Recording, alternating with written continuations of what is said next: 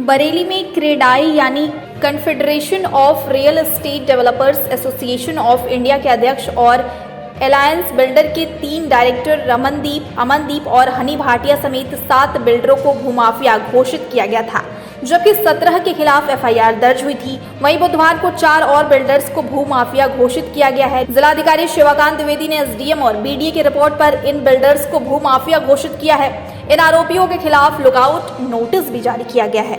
जानकारी के अनुसार अरबपति भूमाफिया अरविंदर सिंह, हनी सिंह, रमनदीप, अमनदीप और युवराज विदेश भागने की फिराक में हैं, जिनकी गिरफ्तारी के लिए पुलिस की 1 दर्जन टीमें दिल्ली और लखनऊ में छापेमारी कर रही हैं। अलायंस बिल्डर के ऑफिस पर भी पुलिस ने दबिश दी थी। फिलहाल पुलिस की इस कार्रवाई से हड़कंप मचा हुआ है। लोगों में इस बात को लेकर काफी चर्चा है।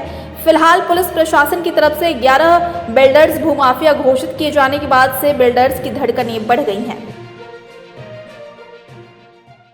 हाँ, इसमें बीडीए की रिपोर्ट पे पहले 17 लोगों के खिलाफ एफआईआर की गई थी, जिसमें एक बीडीए की ज़मीन को अवैध रूप से खरीद फरोख्त का मामला था, जिसमें उस समय 17 लोगों को नामजद किया गया था।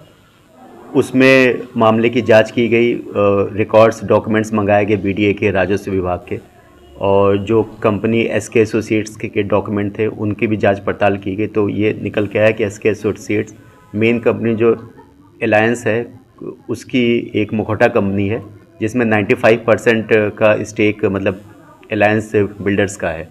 तो इन तथ्यों के आधार पे इसमें जो भी अलायंस के 6 डायरेक्टर्स हैं उनमें उनका नाम भी बढ़ाया गया है। 3 जो लेखपाल थे उस समय 97 से 2003 तक, जब मतलब कि उस सीलिंग की लैंड डिक्लेयर करी गई, लेकिन इन लोगों ने उसके बाद भी खतौनी में उसकी एंट्री नहीं करी, तो उनको भी 120B का मुलजिम बनाया गया है। और इन लोगों की गिरफ्तारी के लिए पुलिस की टीमें भी 12 टीमें बनाई गई हैं, जो विभिन्न स्थानों पे दबिश दे रही हैं, और इन लोगों की शीघ्र ही गिरफ्तारी करके आगे कार्रवाई की जाएगी।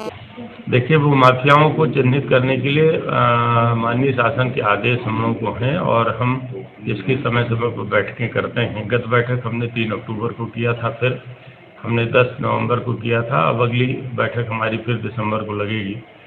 और जो भी ऐसे गतिविधियों में संलग्न हैं, जो किसी व्यक्ति को या राज्य सरकार की ज़मीन को हड़पने का प्रयास कर रहे हैं या उसमें हेरा फेरी करा रहे हैं, हेरा फेरी के माध्यम से ज़बरदस्ती ले रहे हैं, चीट करके ले रहे हैं, उन सबको हम लोग इस शासनादेश के अंतर्गत चिन्हित रख करते हैं। अगर उनके द्वारा कोई आपराधिक कृत्य किया गया है, भूमि से संबंधित भी है वो, तो हम लोग उन्हें भूमाफिया की श्रेणी में चिन्हित करते हैं और उन संबंधित अपराधों के अंतर्गत कार्रवाई कराते हैं।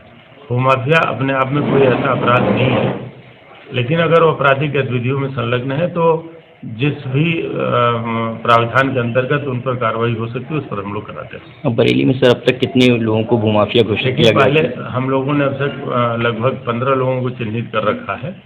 कुछ उसमें बहुत एक्टिव रहे हैं और कुछ अब एक्टिव नहीं हैं, उनसे ज़मीनें खाली कराई जा चुकी हैं, और कुछ नए हम लोग अभी भी हर महीने, जैसा कि मैंने आपको बताया, हम लोग बैठक करते हैं। शिकायतें आती रहती हैं, उसके आधार पर हम लोग विश्लेषण करते हैं।